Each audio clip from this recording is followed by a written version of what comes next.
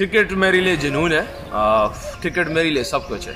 इसके अलावा और कोई अल्फाज नहीं है, क्योंकि हर टाइम क्रिकेट के बारे में सोचता रहता हूँ। उसके अलावा मेरे पास देखने के लिए कुछ नहीं है। और क्रिकेट की खेलने की एक मेरी फिलॉसफी है, जिसको मैंने थ्री पीसेस में डिवाइड किया हुआ है। सबसे पहले तो मेरी प्रैक्टिस की इंतहा, वो प्रैक्टिस जो सबसे डिफरेंट हो।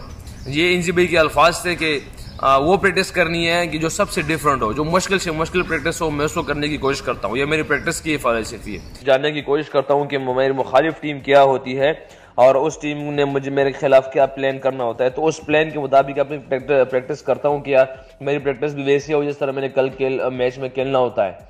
उसके बाद परफॉर्मेंस की फिलॉसफी ये है कि परफॉर्मेंस के लिए आपने आपको मेंटली तैयार करना, उसको अपने आप को अपने नफ्स को, वो सारी प्रैक्टिस जिससे आपने की उस पर बिलीव करना और एक बड़े स्टेज पे परफॉर्मेंस का सोचना और अपनी कौम के लिए सोचना कि ये परफॉर्मेंस मैं दूंगा अपनी कौम के लिए। और तीसरी चीज़, दीन को ईमानदारी सिखाता है। दीन इस्लाम हमारी सबसे जो बड़ी चीज़ है हमारी दीन इस्लाम में, वो ईमानदारी है।